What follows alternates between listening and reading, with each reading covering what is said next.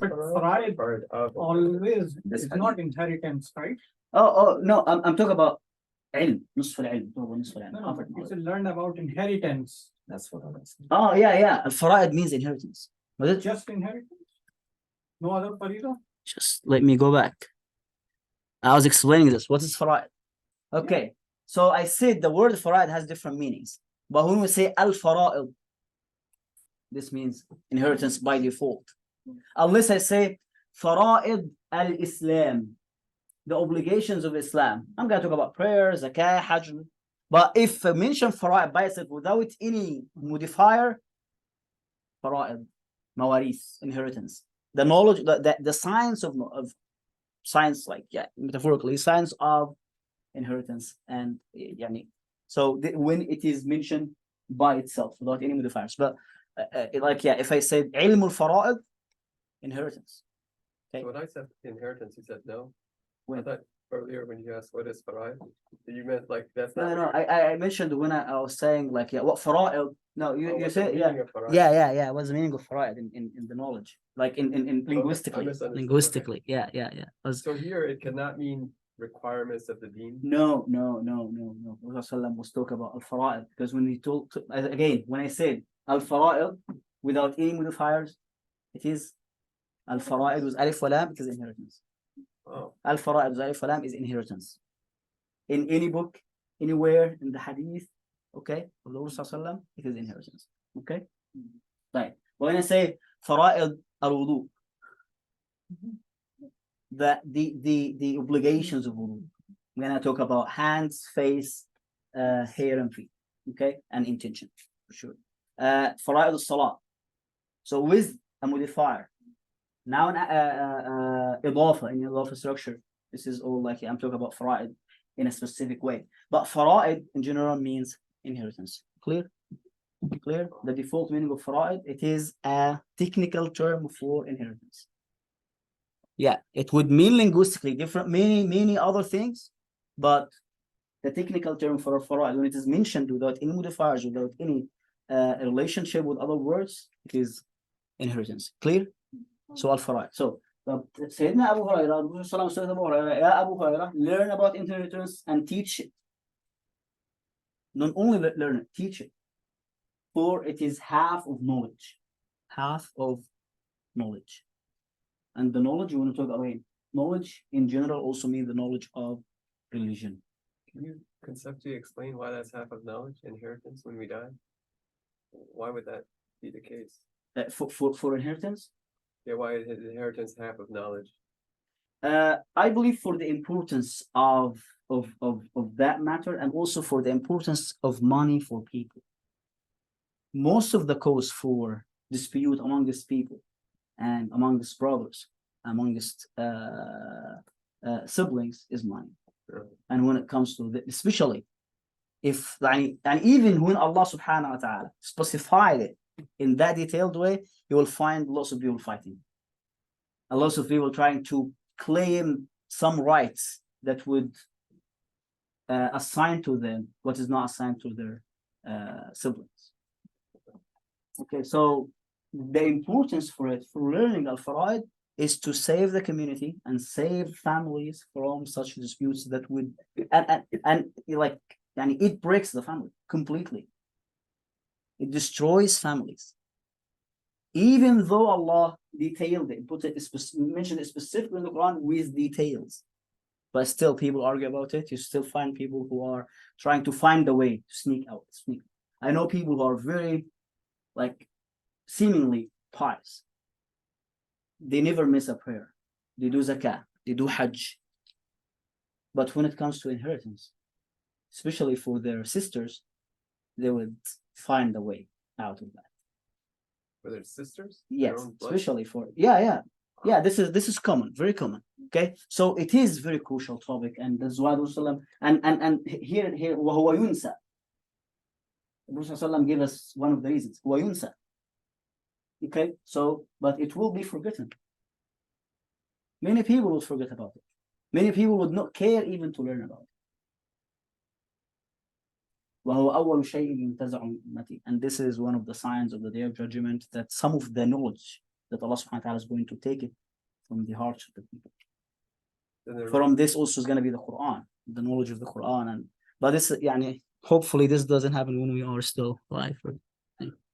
So another hadith on the importance of the fara'id, the Prophet ﷺ, told Sayyidina Abdullah ibn Abbas, الحق الفرائض بأهلها فما بقي فلأولى رجل ذكر. Give the shares to the people who deserve them. What remains is فلأولى رجل ذكر. And this is part of the rulings, part of the laws of inheritance. أولى رجل ذكر, to the closest male relative of the deceased. We are gonna talk about that in details later. But the Prophet ﷺ was always telling the companions to fulfill the inheritance and to fulfill the rules and the laws of the inheritance. Type.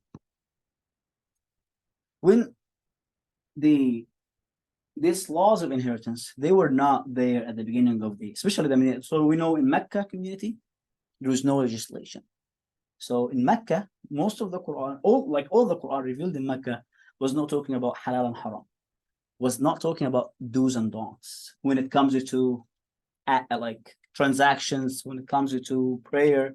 Like, yeah, it was mentioning some prayers. There was some kind of prayer, but it was not that detailed the prayer we were praying like until 3 years before Hijrah.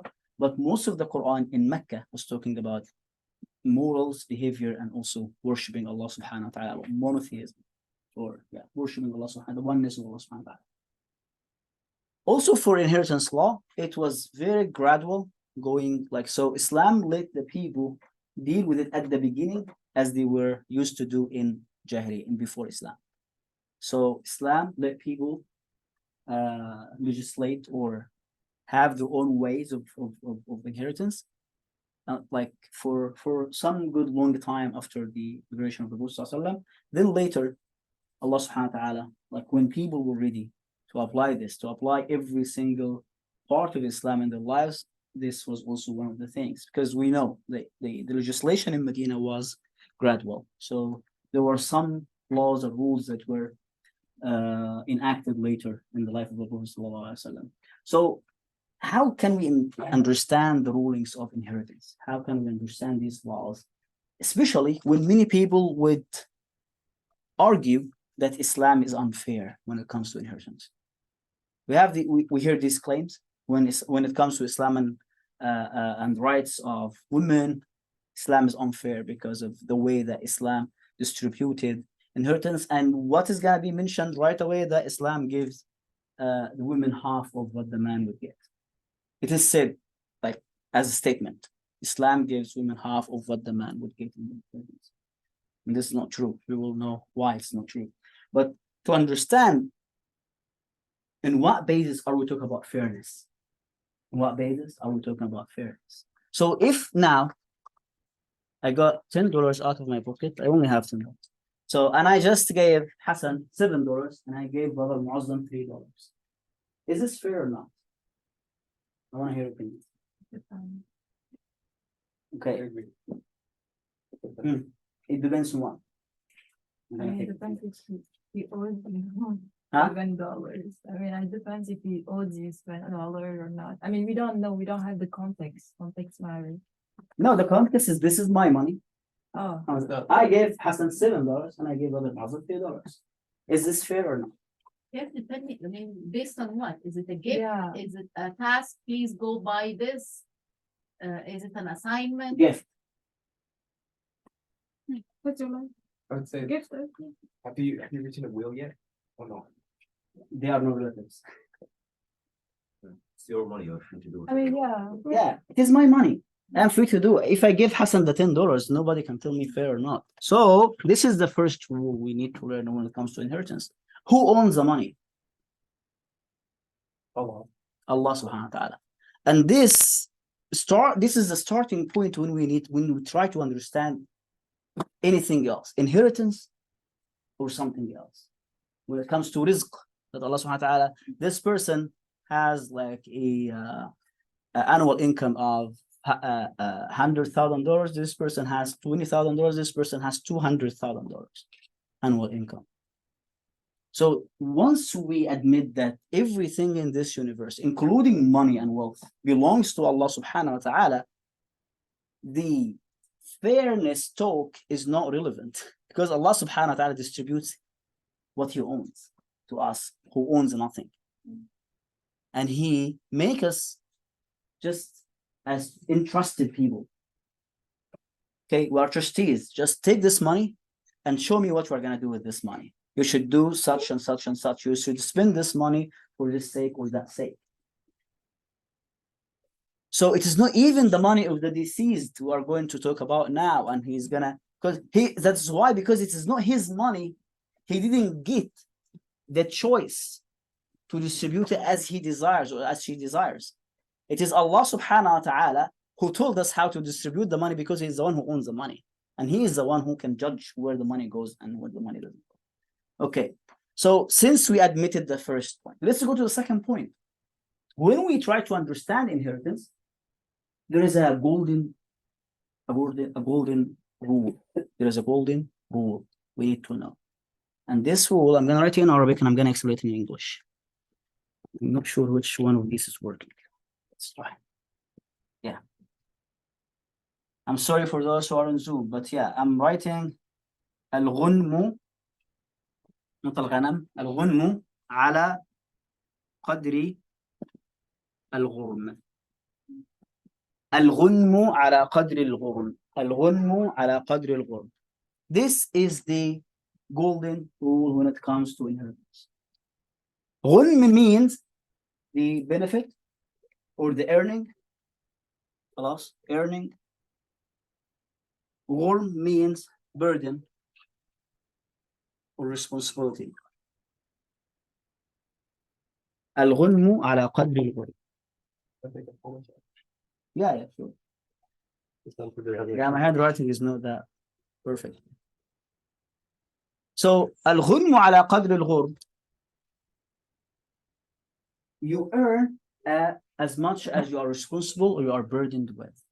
So when we try to understand inheritance, we have to understand it in the larger frame, larger picture of the Sharia, of the whole Sharia, not as a separate matter.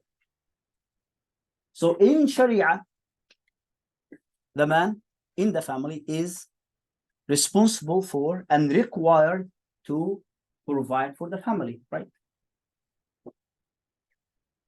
So when a person, yeah, I can say, when a person, the person who's addressed in the Quran and in the Sunnah, in the Sharia of Allah subhanahu wa ta'ala, to spend on the family and to spend the money is the man, right?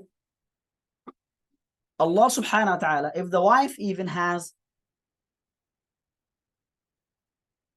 a huge wealth, she has $1 million in her saving account in the bank, and her husband is struggling, he only earns $1,500 a month. In the day of judgment, this woman would not be asked why she was not supporting her husband. Okay.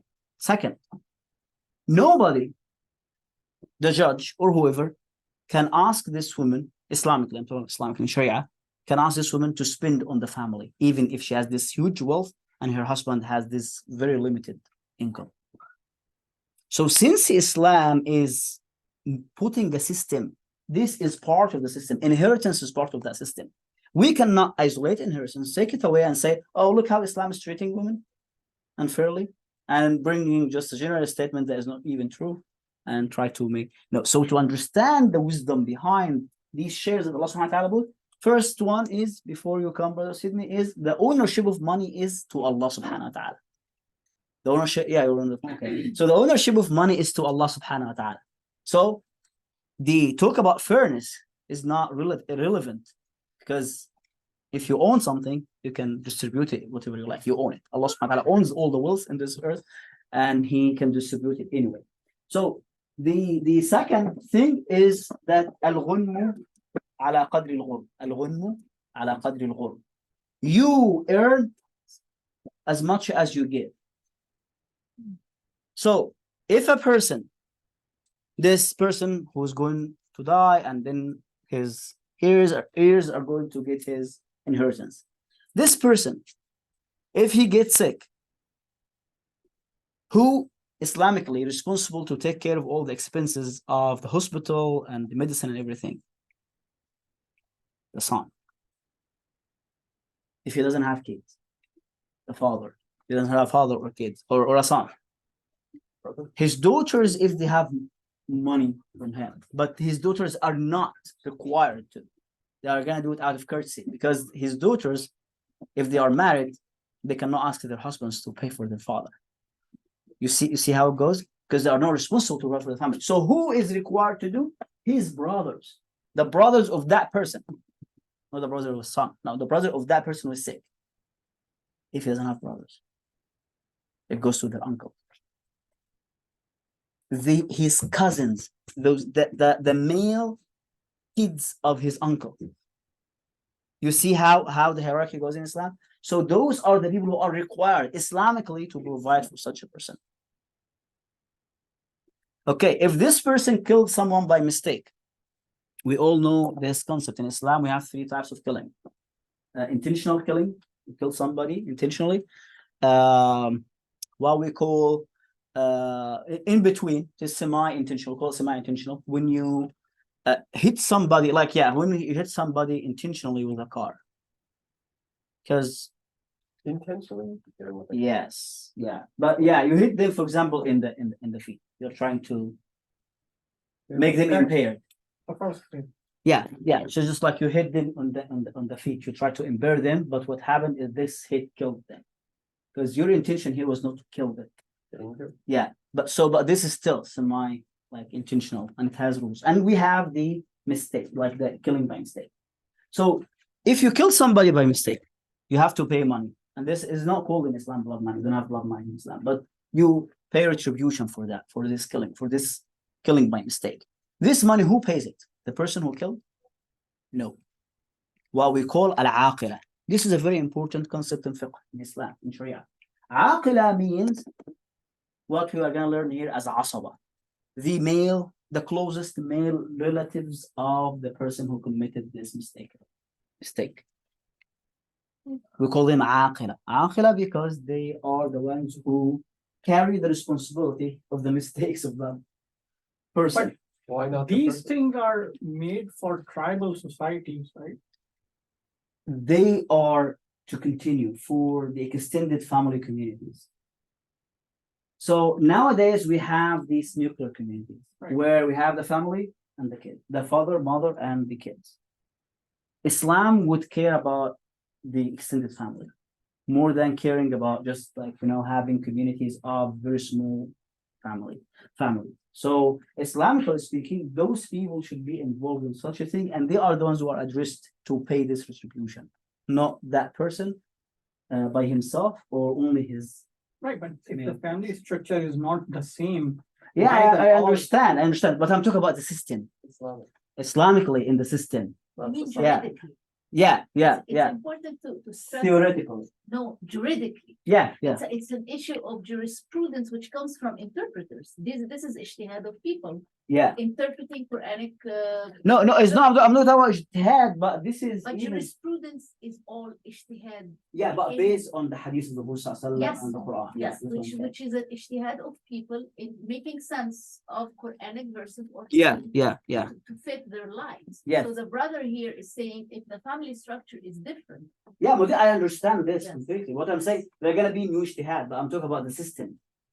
In theory. but instead of saying Islam, you might want to clarify it is jurisprudence specifically. Yeah, because why I'm not It's a Gonna- specific branch. yeah, It's a specific field. I have reservations not to use the word jurisprudence in that sense because it entails that it is just human ijtihad that is based on their own reasoning that is based on nothing.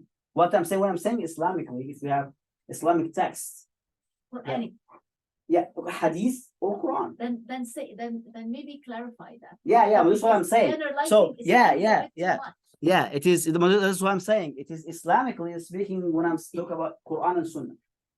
Based on Quran and Sunnah. There are jurisprudence that there's part of the jurisprudence which is based on the environment and the context of their life, of their time, Now- which is the tribal, the tribal system. So there are the two things were there. The tribal system was there and the text. But this concept of aqila is derived from both.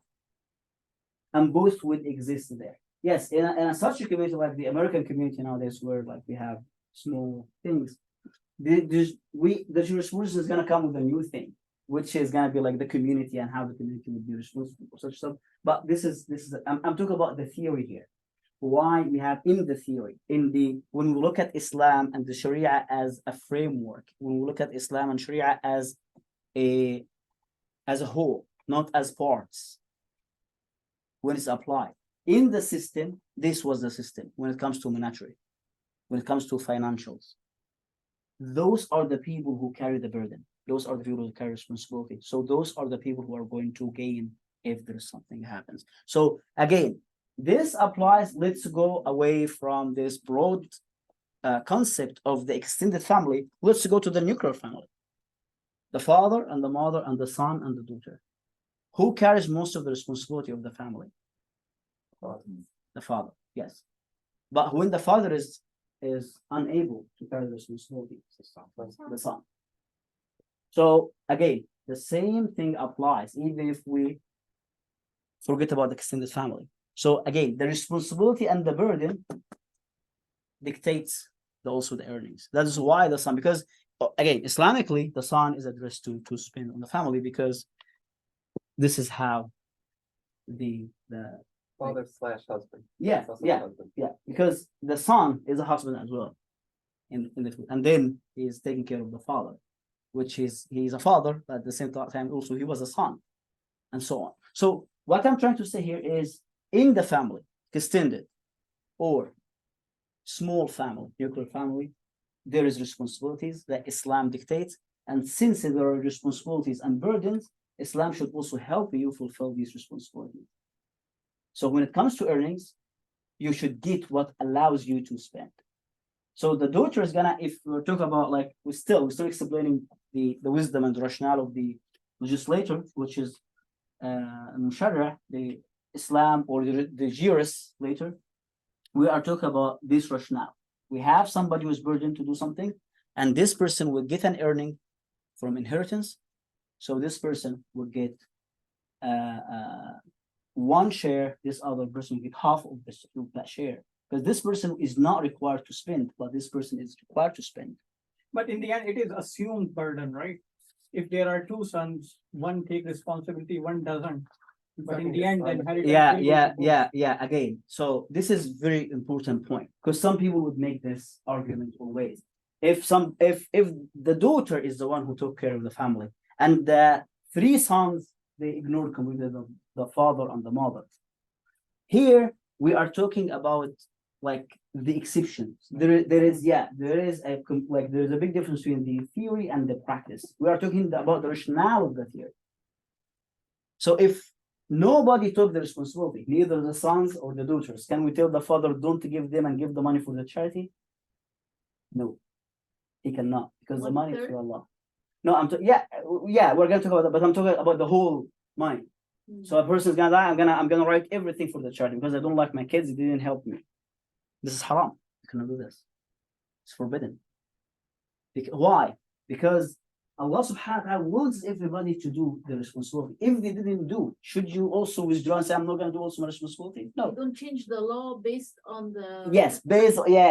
So the law is law. If somebody is sneaking from the law, you cannot change the law to like you get that? Yeah. But everybody, that's why we have a day of judgment. That everybody's gonna be responsible. We are talking about the rationale behind the law. Clear? Yeah, so earlier you said like if someone kills someone and there's blood money, not blood money, but the equivalent. Yes, the Like whatever the, you said it's not the person who killed who has to pay it. The responsibility is on the relative. I was like, why would that be the case? it is shared between him, his kids, if his kids can earn, and also the Why brother, not the fully siblings, The person who the killed. siblings and the own. Because he killed by mistake. What are you talking about? Mistakes that you. Yeah. I'm not talking about somebody who killed intentionally. This is a completely different story. Oh, okay. Yeah. Just a completely different So, but story. if he's able to pay it all, isn't the burden on him to pay it all? If people withdraw from the responsibility, it should be shared Right. amongst those people who are there. But if people withdraw from the responsibility, he has to pay it himself. You get that? So yeah, there are techniques. We're talking about the ideal of the law. So there are exceptions all the time. When it comes to inheritance, the exceptions are most of the case.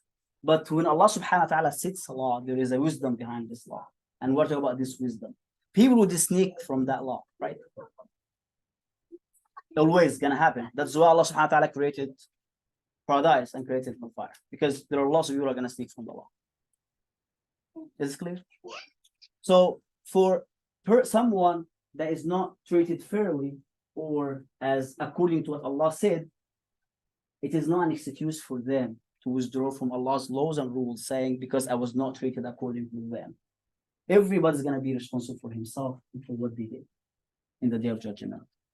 Yeah. So this is the difference between what I'm saying and when we come to these kind of malpractices. It is a different story. Okay. Going to the first, the ownership of the money, Allah subhanahu wa ta'ala clearly said in the Quran, وَآمِنُوا بِاللَّهِ وَرَسُولِهِ وَأَنفِقُوا مِمَّا جَعَلَكُمْ مُسْتَخْلَفِينَ فِيهِ. Believe in Allah and His Messenger and donate from what He has entrusted you with. So not what you own, but what you are entrusted with. So Allah subhanahu wa ta'ala here is telling us that He is asking us to spend and donate and to give, not from our own money that we own, but from the money that He gave us and entrusted us with. So in this case, when you give your kids, you're not giving them also from your own money, you give them from the money of Allah. Allah subhanahu wa ta'ala gives billions of dollars for people who deny Him, deny His existence, right? If we talk about also like, so the laws or rules of giving and providing different from that who Allah subhanahu wa ta'ala knows that they deserve. So deserving that Allah subhanahu wa ta'ala knows, which is related to hearts, is for Allah subhanahu wa ta'ala. Allah didn't make us entrusted with that because we would be also unfair if we are to distribute it this way. For those who are most pious, more righteous, we don't know them. Allah knows them. So there is two types of providing. The providing of this dunya should be fair in that sense. The providing of the hereafter and the Jannah and the hellfire and the barakah, the blessings, is for Allah subhanahu wa ta'ala. We don't judge it. You can give them $1 million and give this person 100,000. The 100,000 will be blessed and he can do lots of things with them and he can get the $1 million and spend them in one day and that's it.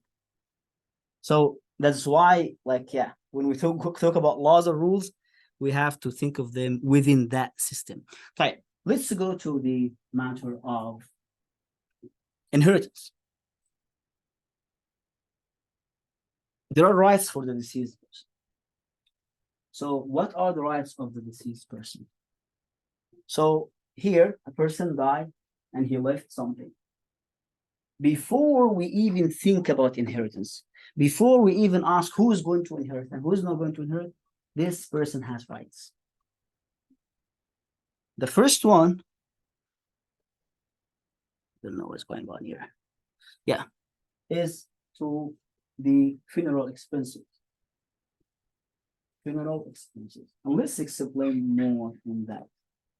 So the funeral expenses that are required from the family is the wash, the coffin, and to bury. Okay, the wash, the coffin, and the burial. What about like reserving a big hall to receive people who are offering condolences? This should not be part of it. Unless every single person who deserves a share in the inheritance agrees on that. If you have little kids who deserve a share, those who should be exempted from that. Their shares should not be, we shouldn't take from their shares for that cause of reserving a fancy hall to receive people, to make a fancy dinner for those who are going to come from everywhere to offer condolences. This shouldn't be part of that, of his money. Unless all of them, all the heirs agree that we're going to pay this money from the money he left before we distribute it. Is this clear? So his right is to wash him, have a coffin for him, and bury him. Why should the family pay from their own pockets? For this? Yeah, to honor the deceased. Yeah, they can do that, this. But if they didn't, it is required by Allah subhanahu wa ta'ala to do this. If they didn't do it and they took all the money and they didn't care about him and they give him to a charity to bury him, So it is between them and Allah subhanahu wa ta'ala. But what Islam is saying about that, this is a right for the deceased that they must fulfill. To wash him, to have a coffin for him, and to bury. Even if they are criminals. Again, see, we are talking about the exceptions. If they did the exception, there is hellfire in the hereafter. But what do you mean, even the criminal has to be also washed and buried and, Oh, you talk about the fact that the That's not deceased. right? Yeah, he has the rights. So if they're non-Muslim, for Yeah, example, yeah. If non-Muslim, this is a different story, and we're gonna come to that. They are not gonna even inherit them. So this is a different story. So I'm keep thinking this like for Osama now. bin Laden, they threw in the ocean, but this is Yeah. the non-Muslims who did it. They Yeah, just let yeah, the shark yeah. eat them. Yeah. So yeah, no, the non-Muslim. We're gonna come to the case of non-Muslims. It's a big case. Non-Muslims. What they do to the Yeah. Muslims. Yeah, payment of debts and more. So if the person has a debt, this must also be paid before you think about spending his what we'll say. Yeah. Some madhabs, you'll find some madhabs say you should pay that if he said. If he didn't say, if he didn't mention about it, you have the choice to pay his debts or not. Especially when they exceed 1/3 of the money here. Okay, just to be aware. There are some methods on that, but yeah, to pay the debts and the mortgage. If there's a mortgage or something, everything should be paid before he is buried. So some say if he said, it must be paid even if it is more than 1/3 of the, even if it's gonna exhaust the whole money he left. It must be paid if he said. So this is basically the family has to pay for all of this, right? Yes, the family from his money. From his money. Yeah, we are talking about, So yeah, I know this might be an exception. Let's say the deceased doesn't have money. Yes. This goes to generosity of his kids. Okay. And what that's if why it's- it is very crucial case. I was about What to if talk it's what if, for example, the debt is really large, like a large amount, and how would the kids be able to? yeah, but that's what I'm saying. Like, this is the difference. Yeah. Can they afford to pay it Yeah. first? Um, Yeah, that's what I'm saying. Every single case should be treated individually. So if they can afford it, and they are nice kids, you have to save your fund. yeah, of course. Because that is a great problem. The Prophet ﷺ is a big problem because the Prophet ﷺ, in many cases he refused to pray on those who have debts. Their janazah. Yes, he refused to pray their janazah. This is very crucial and important. And he asked one of the companions to pray on them. He would ask first, does this person have that? They say yes. He said, I'm sorry, I'm not gonna pray. One of the companions should pray. Doesn't mean that the community shouldn't pray. The community should pray. But the Prophet ﷺ for himself, because his prayer is mercy from Allah subhanahu wa ta'ala, he refused to pray for those on those who have that. Because it is very crucial. responsibility. It is a big responsibility and it has rights. linked to it. But that's not the person's choice to die, right? So he had debt and he died. But it was his choice to have a debt. Right, but getting a debt is not. No, it's not forbidden. frowned upon either. It's not forbidden, but it is reprehensible. Unless the person is dying without the debt. It's a responsibility you take Yeah. to pay the person back. It's a trust. But if you don't and you delay Yeah, until you yeah. die, The Prophet That's ﷺ, not accepted, but yeah, I'm the saying is- Prophet warned against it. It's not haram, but the Prophet warned against it. Not to Again, take that. pay it back as soon as you can. Considering the society. or I understand. the time we live Yeah, I now. understand. But still, for me myself, I don't see it necessary in many cases, in most of the cases, even here, because how do we measure this? It differs from a person to another person, but like when it comes to Islam and living by Islam, how do we measure the necessity in some Buying cases? The house that you're going to live, you have to let. I understand. It's Yeah, very I would agree that the house is a necessity, but buying a fancy house is not a necessity. You get what I'm saying? Yeah. So buying a house that I can live in, which is I can pay the money in 5 years or 7 years, or like but buying a fancy house, buying a fancy car, living a fancy life, these are not necessities. But because like I see many people taking debt in this country from the Muslim community, but for things that are not necessary. In my view, for them they think they are necessary, but for me, My life is not And it- dependent and it's not crucial for my life. This is my and this is how I wanted us to learn that not everything we want we should rush and buy if we cannot afford. There are ways we can live here without falling into that. But the culture here is what creates the need. And at least let me go a little bit, allow me just 2 or 3 minutes to go away from inheritance to talk about the culture of living in. And I watched this video for one of the most famous marketing people. And he mentioned that we are not only creating the product, we are creating with the product, we create the need in your mind. The want, the desire. Yeah. So we create the need and we market the need. We don't market the product. We market the need. Once you buy the need, they're gonna pay the product. And I see this in many things. When somebody say, "Oh, I want to get this. This is very important for me." I say it is not important for you. You are convinced that it's important, but it's not important. Don't get it for 2 or 3 or 10 years. You're gonna still live and your life is gonna be fine. So this is what I'm saying.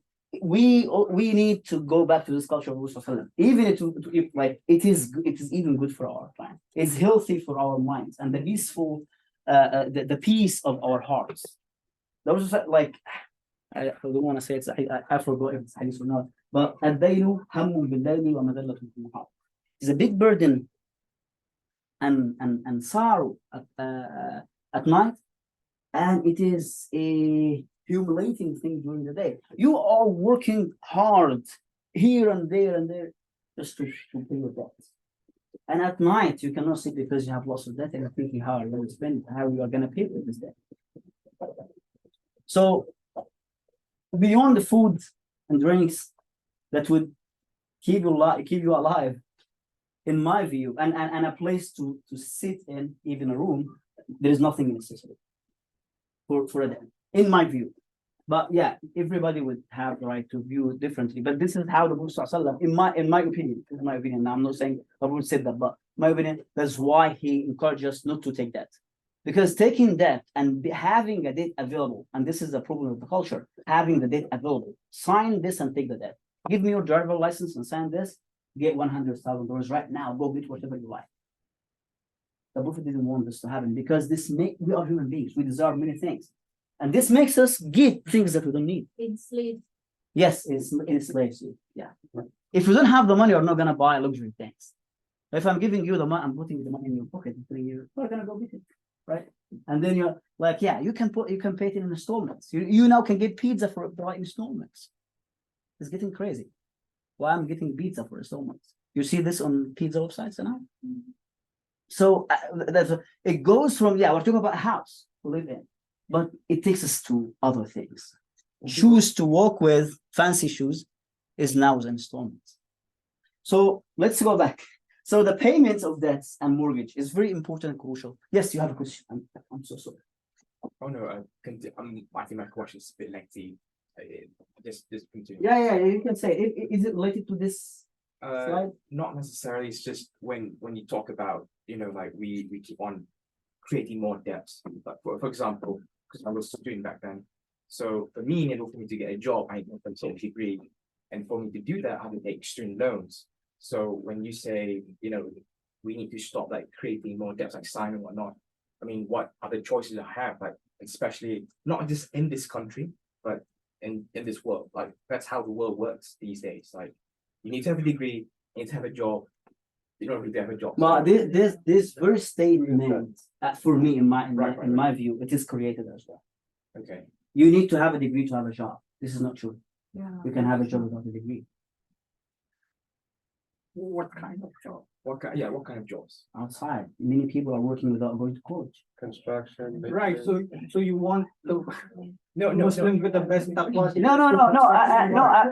I'm not saying that. So just like not to get me wrong. I'm saying about this very statement. Yes. You have to refine the statement.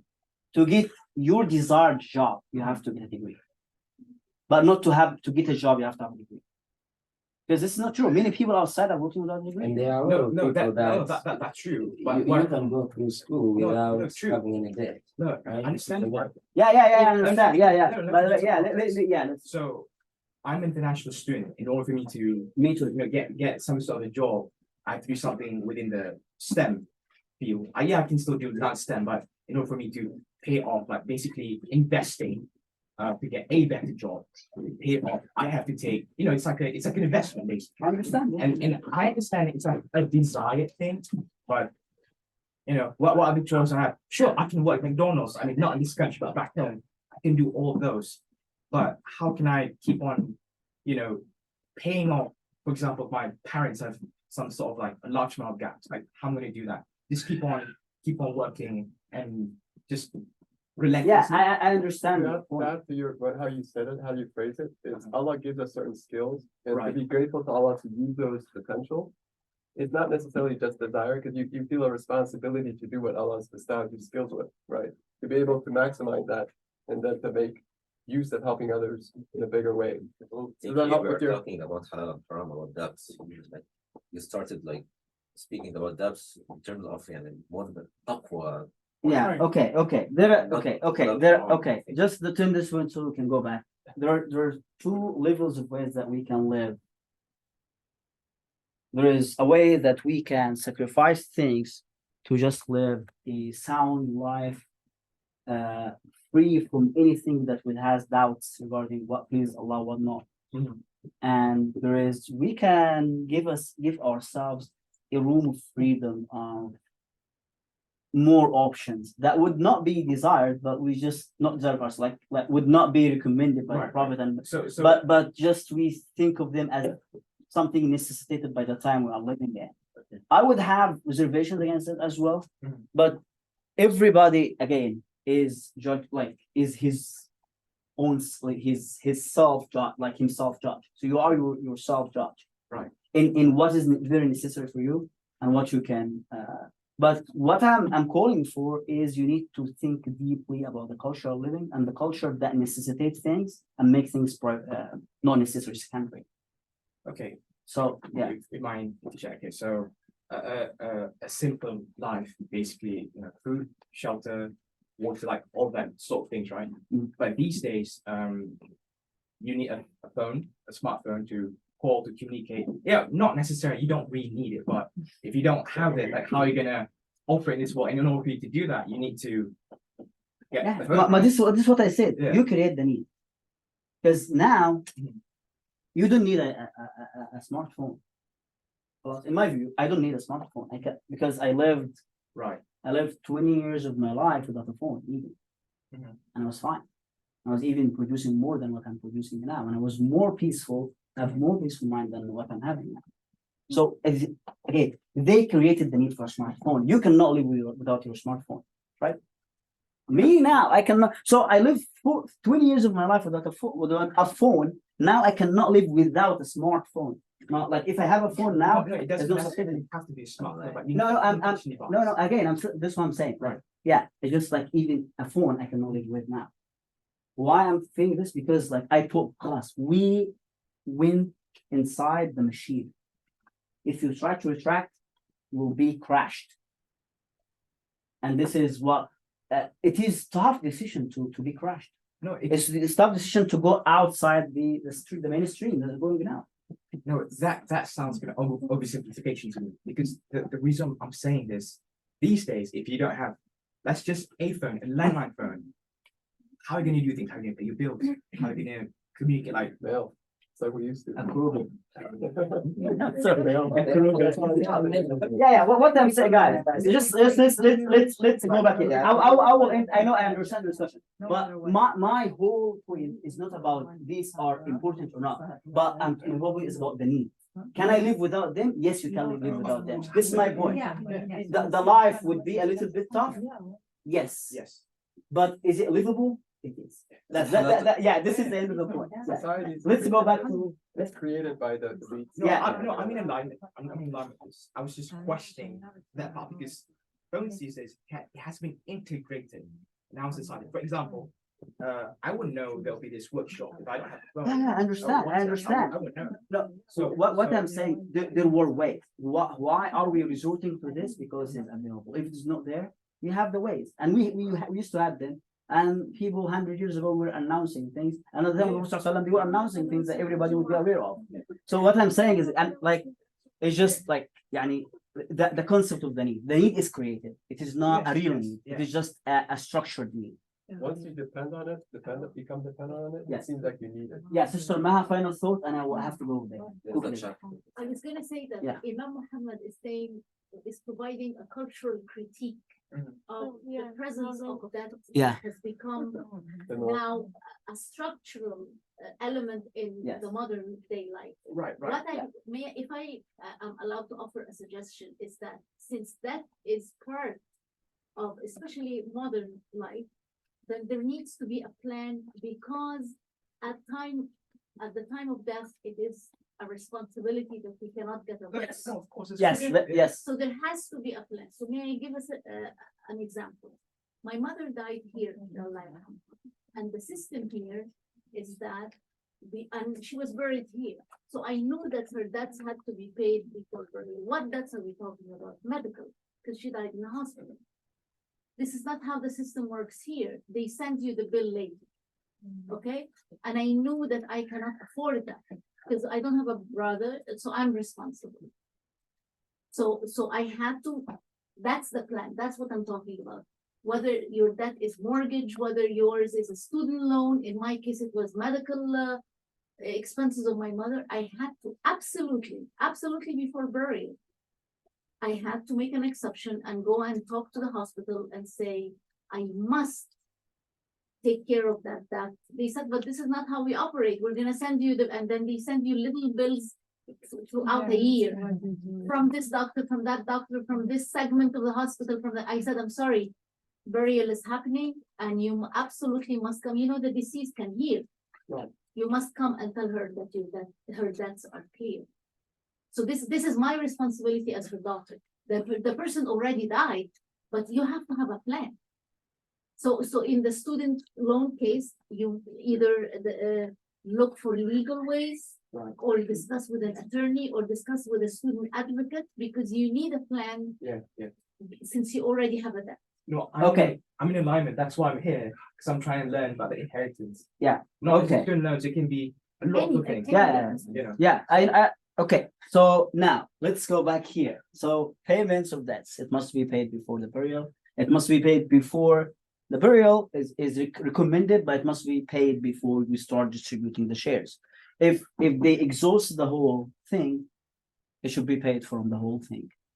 And if it goes extra, still the kids can, like, I'm not saying they have to. Okay, because like, yeah, they are not religiously required to pay the debts out of their The pocket. kids of the- Yes, of the deceased, yeah. They're So not, parent they're will not be required. responsible in the hereafter if they don't. Yeah, but their father is gonna be responsible because everybody's responsible for what they did. In the hereafter, but if you pay for your parent who passed away, then it's a sadaqah that you helped your parents so that they don't Yeah, have to it's suffer. sadaqah, but it's not something you have to do. It's not an obligation It's not an obligation of on the the kids. inheritors. Nope. What of them? Nope. It is in the money, within the money he left. But if it is beyond that money, it's up to them. That's why it is important. You are taking that for the kids. Yeah, I just want to make sure I understand this. If the deceased left, for example, $10, Mhm. but the debt is $20. Yes.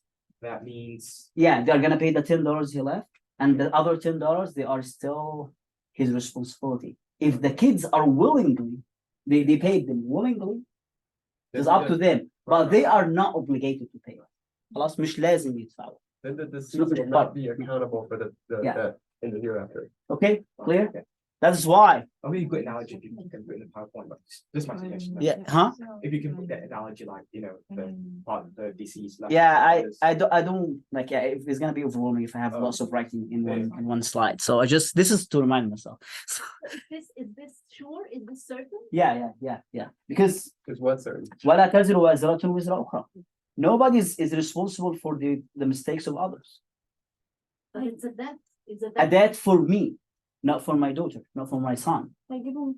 Yeah, So the hospital bill. your you talked money is about- your money, my money is my money. So the hospital bill that she had when she passed away, may Allah have mercy upon her. even the hospitals, they will not take it from you. Yeah. If they cannot, they'll write it off, which is a form of forgiveness. They'll just move on. Yeah. So, but because if you feel an obligation, like I don't want her to have answer to Allah for these debts, then you can pay it, but you're not obligated to. Again, we're talking like يعني, legally speaking, but morally speaking, if you can, you have to. Morally speaking, okay? Just whatever legally speaking, if you didn't do, the judge or anyone cannot force you to do it. Okay. Pending commitments like this, like zakat. If the father died and he has zakat, okay. So people used to pay zakat, like many people used to pay zakat, like they used to pay zakat Ramadan. But he died in Sha'ban before he. So before you split, like you do the expenses, pays zakat, or he pays zakat in Ramadan. So Ramadan came, but he was sick. He couldn't pay zakat. You have to pay zakat because zakat has a specific time. You must pay it when this time comes. This time came, he didn't pay it, and you know about it. It must be paid before you start distributing the shares. So zakat is one of the things. Parents, this is when, for example, if he has kafara, example kafara. So when you this is a very common case. He was sick before his death, or she was sick before her death. They were not able to fast Ramadan, and they were supposed to pay fidya. They didn't pay the fidya. The fidya must be paid out of the inheritance before you even give the shares. Those, if they say, inshallah, next Shawwal, I'm going to pay this sum of money to this charity. So Shawwal came, he was sick, he couldn't pay the money. What's vol? Like in Nadr. So I'm gonna, I have Nadr, yeah. Is it Nadar? Nadra, yeah. So in Nadra, without something for a charity or something, some place, something, but he were not able to fulfill it. You have to fulfill it before you distribute it. Hajj. This is also crucial. Some scholars would say that if he didn't say about them and if he didn't state them, do this in my behalf, you have the choice to do it or not to do it. But some other madhabs, and this is what I support, is you should do this. If he didn't go, on the deceased. yeah, on behalf, yeah, on his behalf. But you have to Yes. first do it your own Hajj first. Yeah, you have to do your own Hajj. Yeah. So if there's only one chance, you have to do it for yourself. You don't do it for someone who's passed away because they didn't have a chance. Yeah, if you did it for yourself, because you cannot do Hajj for somebody if you didn't do it for yourself. So Hajj also you have to fulfill Hajj for them, or you can Delegate someone. delegate someone. You can delegate someone who had Hajj before, and you pay them to go do Hajj from his money. Right, the will. Okay, what is the will? Aren't we talking about the inheritance and the will? No, there is a separate type of will for those also on the Zoom. This will is if I said, okay, I have money, good, big or small amount, and I said, okay, I'm living in Bloomington. When I die, give $20,000 to the masjid. So this is a will you have to fulfill. Like a pledge, maybe. Yeah. Pledge. Quick question. Yes. Let's say that person said, oh, if I die in Bloomington, I'll give $20,000. Let's say the deceased does not even have that sort of money. Up to what? Up to 1/3 of what remains. So Okay. he left $60,000. So somebody died and left $60,000. Plus, they have 60K. All his wills, if he said like for the masjid 20,000, for Ahmad, my friend, give him 2,000, for this, you are gonna count this, and it shouldn't exceed 1/3 of what he left. If he left $60,000, all his wills cannot exceed 20K by $20,000. Cannot exceed that. تمام؟ يعني ما ينفعش تعدي ال 20,000 لو هو سايب 60,000. So if someone pledged, to use this example, they pledged 50 to the university. They'd say Islamically, you just say no, the most you can give is 20 Yes. because it cannot exceed 1/3. Yeah. That should So, 1/3 of what remains, you said, what remains after the. no, first what three? he left. From what he left. What he left. Yeah. 1/3 from what he left. He left $60,000. So 1/3 of that, تلت المبلغ اللي هو left even before the funeral expense. No, yeah, after this. After this, yeah. This was your question? Oh, yeah, after this, yes. What remains from like the money after we get this out, yeah. So this is an ordering rule, it's an ordering rule. Yes, this is an order, yes, that is why they are written this way. Yes. Yeah, funeral is the first. So if his money cannot pay for the first two elements, But if we start with 60K, then it should be whatever is covered and then 1/3 of what. one third remains. what remains, So yeah. It's not exactly 20 in this case. Yeah. If 60 is yeah, what 60 of what after remains death. after After all death, this.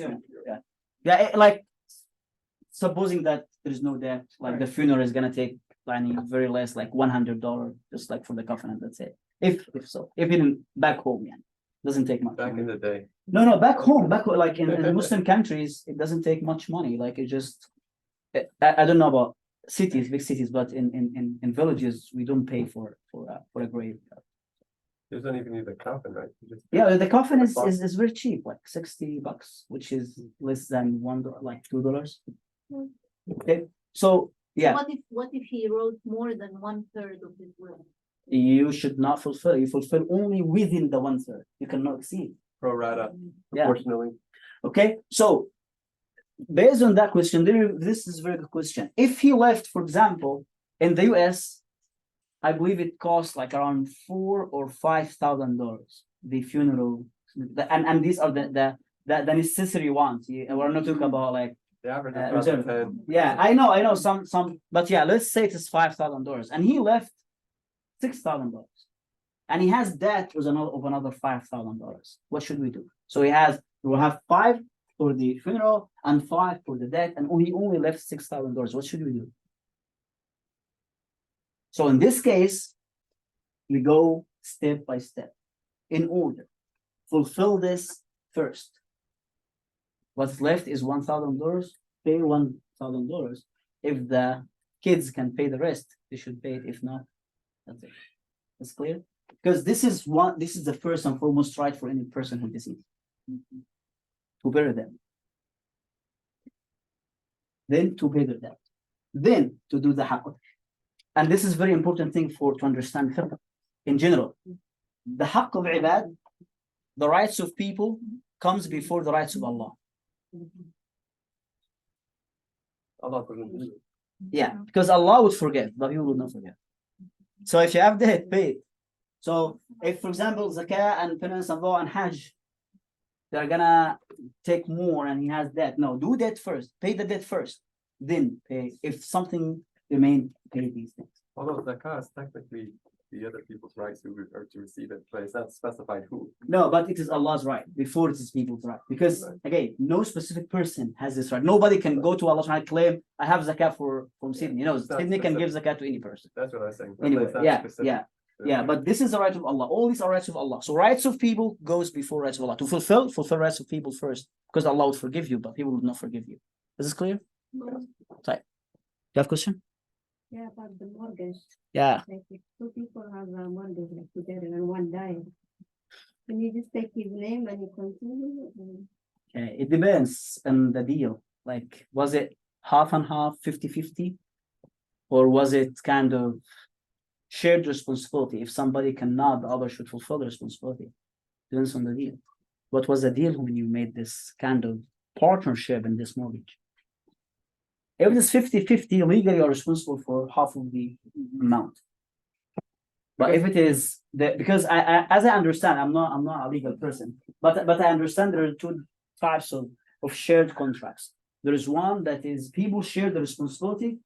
Both of them should fulfill the responsibility. We have to pay 100K. Both of us should pay 100K. One can pay 20 and the other would pay 80. But as long as both of us fulfill the 100K, it's fine. And there's another type of contract that everything is written. You owe 30 and I owe 70. Clear? So I guess another way to put it is if they have inheritors, they should get half of the property, but also half their debt. But if you decide, no, if there's no one like that, you can decide to sell the property, distribute their portion, and then why pay off the debt and you keep your own money. So there are ways to do it fairly, but you're kind of in a position to do what's right. You don't want to just take their assets and not their debt, or to try to rip anyone off. So things are clearly like fairly straightforward. But it's very disruptive, especially in a house. A family is living in a house, and if the father dies, then they have to sell the house, and the wife and the kids have to Leave. If they can't afford it, if they can afford it, great. You have those options, but you have to like at least compensate for the relatives of whoever owns the other half. But legally speaking, depends on the deal. Who's supposed to do? But if it is a close relative or a person, a husband or a kid, son or a father, like morally speaking, we have to, and you have to step in and pay the debt if you have the ability to. Right.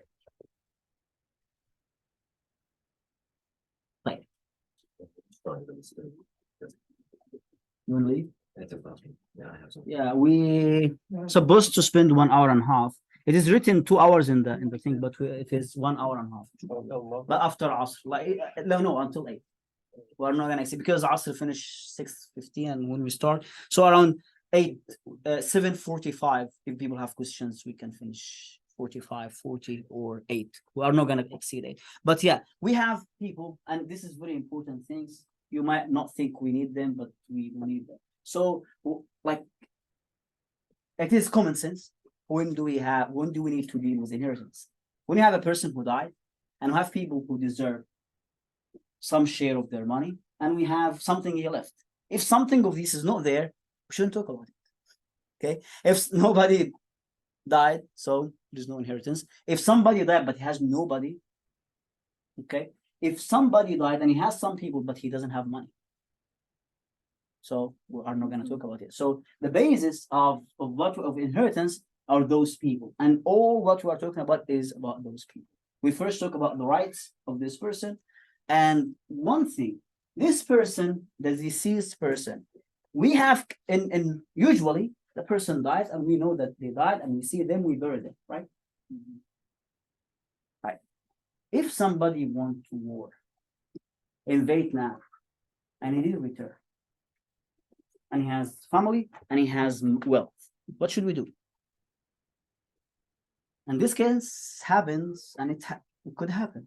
So that's why the scholars were here, they were specific, saying if the person died, حقيقة, in reality, certainly we all saw him, people buried him already, or تقديرا, uncertain. But تقديرا here goes to the judge. If the judge said this person died. That's why sometimes we need a statement of a judge to say, after a certain period of time, this person didn't show, he has family, he has wealth, the judge is going to consider them, so he is considered dead. So if they're a prisoner of war for 10 years and no one's heard from him, they should just If we know that he's a prisoner. No, if we don't know that. Yeah, again, since we don't know, we didn't know. So the So judge can if still. the person is absent for a certain time, so there are lots of writings like literature of fuqaha about this, how to judge this situation. And it is all based in injury. It is all based on darar, harm. If the family is facing a harm because of his absence, what kind of period that would consider to be harmful for the family? Not to hear from him, not to see him, not to know about him. So in this case, the judge would evaluate based on the harm that would be caused for the family and say, okay, now he's dead. Now you can have full control of his money as heirs, and then we're gonna work within his wealth, distribute it to the family. Is this point clear? So it is important because some cases we need to deal with such situations. Right. The existence and the life of a person who deserves a kid, a brother, sister, okay, an uncle, a father, a grandfather, the existence of them, حقيقة أو تقديرا. In this case, what do we mean by uncertain? An embryo in the womb of the mother. So if his wife is pregnant, So this pregnancy is considered as another member of the family that deserves share in the. Really? Yes. How can we judge? Is it a boy or a girl? Because it matters. If it is a boy, matters. If it's a girl, it matters. We're gonna talk about this. inshallah. Ultrasound? You see, now we're gonna come to like, yeah, this is one given of the time that we have ultrasound. We can determine in the 6th month or 4th month. Okay, and we have the other tests we can do. So yes, so here in such cases, we're gonna learn what is the opinion there, or how can we deal with such situation. A person died, the wife is pregnant. Shall we just rush and distribute for those who are there? No, there is a person who is living. Taqdir, he is considered a living being. Once he is considered a living being, even if he doesn't exist with us physically in this, yeah, he still has right in the, has share in the inheritance. Is this clear? So these are the bases. If we have these things, we should proceed. Why are we waiting? We have a person died, we have family waiting to distribute, and we have money waiting to be distributed. So Going back to that other one where you gave the example of, let's say someone dies, they have no heirs.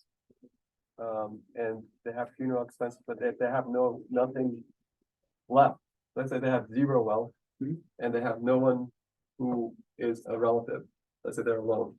So in that case, is there any obligation on the Muslim, the community to cover their funeral expenses? oh yeah, this is a very good point. Yes, yes. So we have what we call a very large room in fiqh for what we call communal obligation, community obligation. Part of it is the prayer over somebody who passed away. Right. If somebody passed away and nobody of the Muslims prayed on them, all the Muslim ummah would be engulfed in full. If they have the ability to pray on him. So in Bloomington, somebody died and nobody showed up for their janazah. All the Bloomington community is at fault. Likewise with funeral expenses? Like the Yes, heirs- likewise for funeral expenses, likewise for burying. These are rights for every Muslim. It goes for the family, but if there's no family, we are the family. That's clear? Yeah, for the kifayas, yes. But the debt is not, Communal obligation. the community, the debt is not, but the funeral expenses and the janazah are. Yes, yes, yes, yes, yes. Because it has to do with the dignity of the human being. You have to keep the dignity. It's of a the- right, it's a right of Yes, the deceased. yes, Right. Otherwise, the government will cremate the body and burn it. Oh, Yeah, this happened here. I know, it's just. But yeah, if it's a Muslim community with a Muslim government, it is a requirement of the government. The government must do it, must fulfill these things. I've got a question, might be a silly one. Let's say the There's no simple. deceased is passed away, like say not here, but maybe in North Korea, where there's no Muslim to say, Okay, what to do then? I mean, you can't retrieve the body, you can't, it's in North Korea, like what we have to do. this You is. do the janazah, you can do it from a distance. Yeah, No, he's talking about the burial Expenses, things. like the- But yeah, here again, here we're going to resort to a general rule. لا يكلف الله نفسا إلا وسعها. Allah would not burden somebody with something that they cannot control or take responsibility of. If you are living here, we have 12 hours between us and South Korea. And in this case, North North Korea. North Yeah, Korea. in this case, Not yeah, South well, Big difference. yeah, don't worry, Kim is gonna take care of it. But yeah, in this case, we will not even hear of it. But if you hear, it could be maybe an embassy. Yeah. If you hear about this, so there could be somebody there who cares, right? If you hear, you get that. So I'm talking logically speaking. If you heard about it, so somebody there cares. If you hear, Fine. and if there's a possibility that you can send the body over to the nearest Muslim community, we can do this and we can do the process because you can send the body. We can send the body here from here to Egypt or to Saudi Arabia for some brothers who passed away and their families wanted them to be buried at their home country. I You don't can't know the control it. logistics of. No, I'm saying, yeah, I'm talking logically speaking. So in such cases, if again, since there's a possibility we should do it, we should do it. If there's no possibility, Basically, if Like you kind have, of if you have choices that you can make, There. then yeah. yeah. Again, it is all based on the capacity of the Muslim community. Like If Bin Laden- something within your capacity, the community must Right. do it. That's it. Right, like Bin Laden was thrown in the ocean, the sharks, fish, Asian. We're not responsible for that. Had it been like in our community. Mm. So that was going back to why I was wondering if it's a criminal, Okay. you still have to if they're Muslim. I wanna let you hear. We need to move quickly. Reasons for inheritance: marriage, lineage, loyalty. Does friendship count? No. Loyalty? My best friend.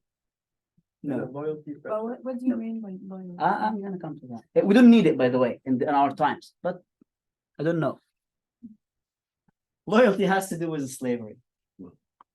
Okay, if somebody was a slave and he was freed by his master, so and he was freed and he got his freedom, he worked and get money and earned wealth, his master who freed him can get part of his money if he doesn't have kids or family. This is a very, very rare and special case. But yeah, marriage and lineage is what we're going to focus on. Marriage and lineage. So anything beyond that doesn't count. Okay. My advisor doesn't count. Okay. So good or bad he was or she was, it doesn't count. Fine. Unless you want to include them In the will. 1/3. Yes, in the 1/3. Yes, you can do anything you want in the 1/3. I'm talking about the form, the what Allah made. Entitled. Yes, yes, You're talking yes, yes. about About entitlement. Even if it's something common. Like what? ولا تعاطى في مطلوب المعاصر. What do you? I mean in the 1/3. And maybe- somebody maybe said someone like pay wants it something- for this liquor school. Liquor store. Gambling debt? Something. Yeah, I would say that yeah, in such cases, you should not fulfill this kind of role. Yeah, if you said okay. I want to give random examples, but yeah, if somebody said like yeah, get 3 boxes of beer and give them to the people who are gonna attend the funeral, for example, you shouldn't do that. Even it's وصية, because we call it وصية فاسدة. And إلا المسلمين عند شروطهم إلا شرطا, and this is hadith. أحل حراما أو حرم حلالا. You must abide by the terms and conditions you have with somebody, except if these terms and conditions would make something forbidden halal or would make something halal forbidden. Okay. So what if they had gambling debt? And so should we pay that? With the- It is with a- the it is- gambling debt? It is a debt. Even though they use it for harm and we're participating in the debt that was somehow. You are giving the money to someone, not participating in that money. So in this, like he got the money from someone. So you're giving that person his money back. Some scholars would say you should not pay it for that person as a punishment because you were helping somebody to gamble. Some scholars would say that. You can go with either in such a case because it is very critical situation. But yeah, but in such cases, if this money is gonna help and support someone, and we are gonna come to such cases here, we're gonna talk about this now. The scholars were considerate of such a thing, and they would base. So there are things that is based on the hadith of Rasulullah, and there are things that were based on their reasoning. Okay, and I will also talk about this. So preventive inheritance. Who would be prevented? Somebody we're gonna tell them you are prevented from. We have 2 types of preventing. No, we have 2 kinds of preventing. One is somebody who deserves something, but you prevent that. And there is somebody who deserves if somebody else does not exist. We're going to talk about the difference between them tomorrow, next week, inshallah. But if somebody killed, when we talk about killing here, he must kill the person whom he is going to inherit. Again, if I am a son, the deceased here is the father. Okay, D here refers to the deceased. Those who are in Zoom, I'm not sure if you're gonna see, but I'm gonna do my best. So I have a deceased person, because this is very important because people would confuse this case always. Yeah, I have a deceased person. This deceased person, he deceased because he was killed by his own son. Okay. In this case, as a punishment, you are not gonna inherit or that, the one you killed. Clear? Okay, if this son is a serial killer, he inherits. Is this clear? He died? Okay. No, but let me explain it. Yeah, it is very Say that important. again. Yeah. If this son, he never commit the crime in his life, but this case, he killed his dad. They won't get. He cannot, he would be prevented from inheriting. But is there any intention or? I'm coming to that. But if he is a killer in general, he's a serial killer, but he didn't kill his dad. He clear? Yeah. Yeah. No, not being a serial killer, but if he killed his dad, well, he's a serial killer. No, he just, if he killed his dad, fine. Only Hanafis, the ones I believe, the only Hanafis, the ones who are gonna say even if it is by mistake. Even if Even it's if it's by you don't mistake. inherit? Yes, he doesn't inherit. Is this clear? Even if it is by mistake. Fine. But the majority of the fuqaha would say by mistake he inherits. But if he killed intentionally, he doesn't inherit. Okay. So, and this is what we should go with. By mistake, this is an exception. But intentionally, he does not inherit. Okay. To complicate this, so. I don't want to No, no, complicate in it. the US, like, you have people alive on machines, and usually they come to the family and say, the person's not gonna recover, but they're in a vegetative state. Should we turn off the machine? Oh, this is a big issue. It's So in not that case, solved. you're basically the one giving authorization to kill. No. Or is that- This doesn't count Okay. because he is not that cause for killing. He's not This is- murdering, it's just more of a. Murdering, when we talk about intentional killing, to murder somebody with something that kills usually. So, to explain this more, if I was not joking, I'm fighting with Sydney and I hit him with this pin, and this pin killed him. This is not intentional. Why? Because the pin is not a tool for killing.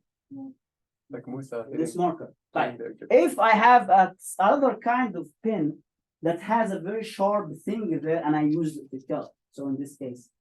So if the tool used in killing is usually used to kill, like knife, gun, okay? So in this case, it is intentional. If not, it is not intentional. If we are fighting and I'm trying to keep him away and I hit him with a chair, and the chair hit his head, we kill him. In this case, it's not intentional. Clear? But if I got the knife, I point to the heart and I killed him.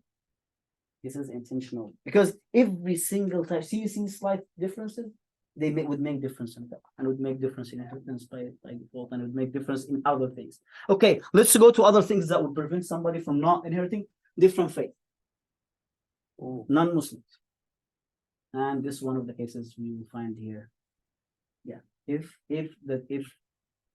the husband or the wife or the son or the father is of a different faith, here is the issue. Muslims cannot inherit non-Muslims, and non-Muslims cannot inherit Muslims. We cannot inherit from a. Yeah, non-Muslim? it goes both ways. It goes both ways. What We if they- cannot inherit them, they cannot inherit us. So if they put us in their will, we just tell the family, take it back? I'm talking about here, not the will, not the inheritance, to give the shares. Well, that's what I mean. When they do the will, the government will say, hey, this person died, they left you. I'm talking about Islam. If you are a Muslim, we're going to distribute your wealth, your inheritance here. If you have a kid who is not Muslim, he's not going to get a share in your inheritance. Is this clear? Then the parents are not Muslim. If the parents are not Muslim and the son died, his parents would not take. If the parents are not Muslims and they die, Yeah. this kid is not going to Within, take. within the family, but that doesn't mean a non-Muslim who passes away and they bequeath a certain amount to us, that we can't take that, right? Or can we, Bequeath, but not. I'm talking about here distributing for the family? inheritance Islamically, not fulfilling the will of somebody with this. If somebody is not a Muslim, should we distribute their wealth according to Islam? No, So this is for heirs. no. Right, are you talking about within the family of the deceased? Not Yeah, necessarily the again, will. no, because he is not a Muslim. He cannot be abide by the rules of Islam. You get what I'm saying? Right. Yeah, because Islam We're not talking about- rules Muslims. Yeah, but non-Muslims can inherit each other. If you are in a Muslim territory and they like somebody like who has like a Jew kid and a Christian girl and he is Buddhist, they can inherit each other. within a Muslim country, the judge would like meaning like the judge, if it's taken to the judge would make them inherit from each other if the judge is Muslim. But we're talking here about Muslims inheriting from each other. Muslims can inherit from each other wherever they are. Is this from directly from Quran or is it an interpretation? There is a hadith about al-kafir, yani the one who has a different faith, is not Muslim, غير Muslim. Just let me. But is, But this is within a family, Yeah. descendants. does kafir include Christian and Jewish? Yes, in such a case, yes. Yeah, you cannot inherit from them. But if, for Muslims, they can, Muslims inherit from each other. If they are both kafirs, they are non-Muslims, they inherit from each other. So And you- the kafir here, there's difference between, I keep discussing this with Allah, there is difference between when we use the word kafir or non-Muslim in fiqh and when we use it in general, outside fiqh and aqidah. So there because in fiqh, because there are fiqhi rights and rulings based on how we categorize people. So in inheritance, we have Muslim and we have non-Muslim. So you're in talking general. about Yeah, the law of inheritance. yes. Not the personal choice of the 1/3 of the wealth of the deceased. Yeah, Talking if about the somebody, law. if somebody give a will to somebody who is not Muslim, this will, the 1/3 could go. I believe that some scholars would have different opinions, but it is different case from we distributing the inheritance to somebody who deserves, like a son. A son deserves, but he's not Muslim. You get this? You get this? So if the other person can be anyone, the will can be for any person. And Who's the not opposite even- true too, if someone wants to put, besides their family, add someone that they want to give a certain amount. If they're Yeah. non-Muslim, the Muslim can still take it, like in this country. If the judge says, this person wrote in their will, you get $10,000, it's not haram for us to take that, right? As long as we're not saying we deserve this because of inheritance rules. Yes. So that's, I think it's getting to the same thing, but both ways. Right. One thing to understand why this was there, and also this one is not based on hadith or Quran, but it was based on the conquest of time. So the difference in land. So in the past, and let me say this quick because we don't have enough time. In the past, there was Muslims living in a territory and non-Muslims living in another territory. Between them, there were always wars. So Muslims, difference in land here was a rule made for non-Muslims. If a non-Muslim died in a Muslim land, they would prevent his relatives living in another land, which is a non-Muslim land, from getting the inheritance. An enemy then. Again, let's explain this. Okay, so let's say that Egypt is a Muslim land and Israel. Cyprus. Israel. Yeah. This is the safest one. Israel is a non-Muslim land. Somebody who is Jew living in Egypt, and this is the case, this is the real case, living in Egypt, and he has most of his relatives, his kids, and his wife living in Israel. So in this case, in that context of war between the land of Islam and the land of non-Muslims, they would prevent the inheritance of this family from that deceased person, because this would strengthen people in the non-Muslim land. So in their fight against Muslims. And this was not the only case. Selling and buying to a non-Muslim land in such a case is not allowed. The immigration of scholars and people with skillful workers to non-Muslim lands was not allowed. Why? Because you are strengthening the army and the government of a non-Muslim land, so they would you are supporting them against Muslims. Even if So they're- this was the rationale, just to understand why the scholars in the past created these such rules. Yeah. even if they're occupied by non-Muslims, like our Palestinian brothers, sisters, they're occupied in Israel, some of parts of Israel, Yeah. or like the Again, Crusaders. The Crusaders. I don't think this applies to nowadays. Oh, no, like even say the No, it Crusaders, applies in the past. when they were holding Jerusalem, the Christians, the Crusaders, the population, you still have Muslims, but they're controlled by these Christians. So Yeah, but this I'm saying like, yeah, it doesn't apply now. I'm not sure of how the context was when the Crusaders were there, so I can issue something now or give an opinion now. So you need to understand in that such situation when this is a non-Muslim land, pure non-Muslim land, and this is a pure Muslim land. There is a fight between. It doesn't mean Muslim land that there are non-Muslims here, but this is a Muslim land. So Pakistan and India. Nowadays, in the nation state, there is no Muslim land or non-Muslim land. Nowadays, this is my view as well. So let's forget that, because if I talk about this, we can take until tomorrow. So who inherits? Quickly, before we go, I'm gonna give you a very quick brief of who inherits and what are the shares, and we're gonna explain this in detail next time. So we have, first, we said we have lineage and marriage. Lineage and marriage. Those are the two causes for inheritance. If you don't fall under one of these categories, nasab or sah, musahara, zawaj, or nasab, or marriage or lineage, there is no inheritance. Right. We have in lineage, we have three categories.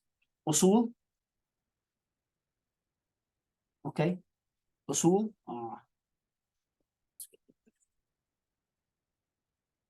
Okay, this one is working. Usul. Furu'. And we have what we call hawashi. Usul, those are the parents. When I'm saying parents, and please, this is crucial for the coming workshops. We are talking about a deceased person. When I say the father, most of us think of a dead person as the father, right? When I say father, no, father of the deceased person. Father of the deceased person. Any relationship we're going to mention is belonging to the deceased person. Okay, so we have father, ab, and jad, grandfather. No, this is not going to friend. This is the context. Okay, those are the usul, and the usul goes up, and we have furu'. What are furu'? Furu' goes down, so those goes up, and furu' goes down. Who goes down? Ibn and ibn. Son and the son of the son. Sorry. The son of the son. We're just talking males. I will give you a chart with all these names, but memorize this chart, and I'm gonna draw it next time in the larger board. But These are just all males so far.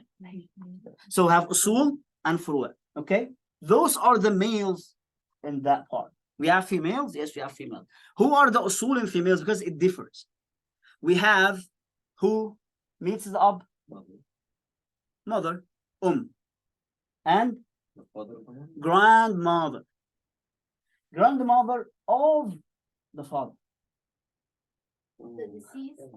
Of the father of the deceased. Again, when I say father, is the father of the deceased. There is like the deceased is the deceased. Anyone else is related to him. And the grandmother of the mother of the deceased. And this is the only exception. I'm gonna explain next time why this is an exception. Because none of the usul should get inheritance unless they relate to the deceased with a male person. So I am the deceased. Plus, I'm gonna say this. I am the deceased. My mom would inherit. Okay. Right. My grandfather from my mom. So the father of my mom does not inherit.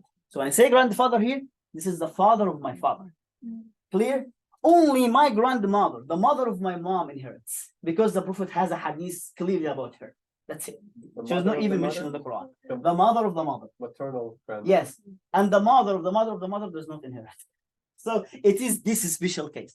But my grandmother, my father's mother, she inherits. So it's a patrilineal. Yes. Yes. It doesn't go. So my khala, my maternal aunt, my maternal uncle does not inherit. Is this clear? Right. So this is the deceased again. The father of the deceased, not him as a father. Okay. Yes, he could be a father, a son, or whatever, but this is the father of him, his grandfather, and his son, and his so also his bint, daughter.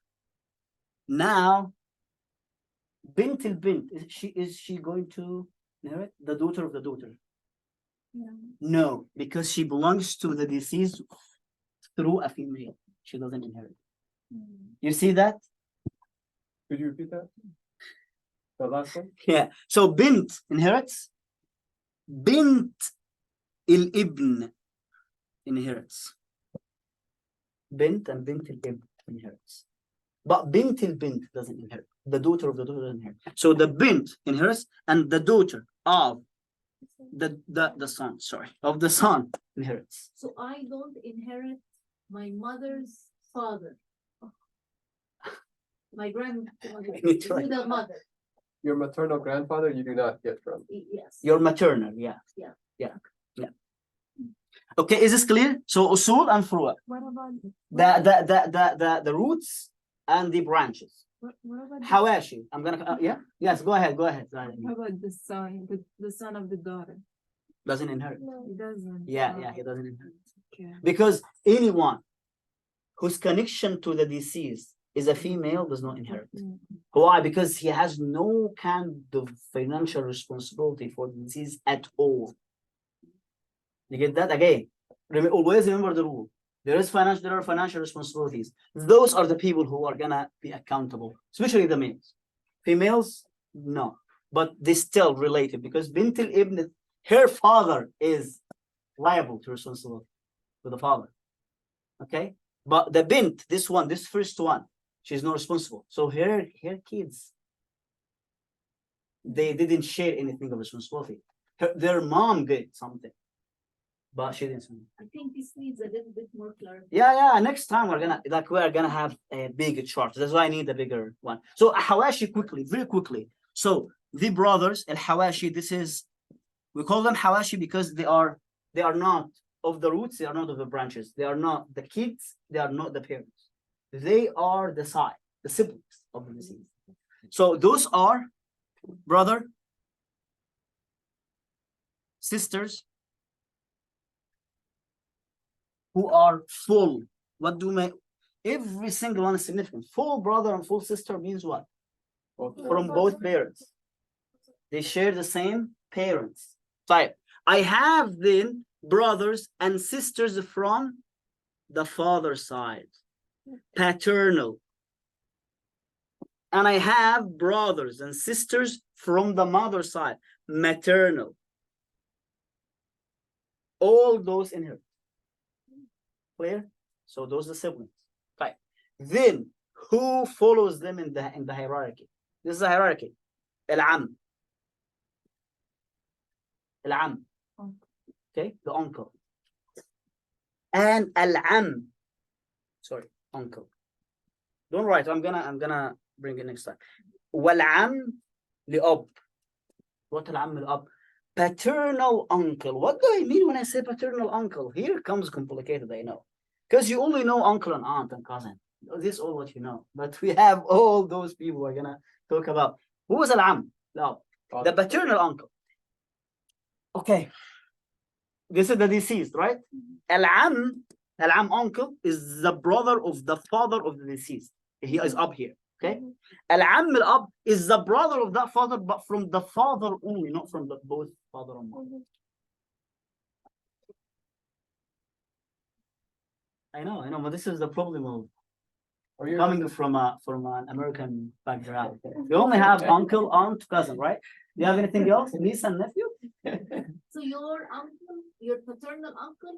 My inherits- paternal uncle is my father's brother from his father, but he doesn't share parents with my father. He shared only father with him. But he inherits. He inherits, yeah. But he inherits in certain situations. He doesn't inherit in general. If I have this and this, most of those people would be, would be gone. Would be gone. If I have ibn and bint, the father is gonna take 1/6, the mother is gonna take 1/6, the rest is gonna go to them, and let's go home. But we have cases that we don't have. The problem and the wife, yes, sorry, I forgot about the wife. Yeah, so those are all and take care about the wife.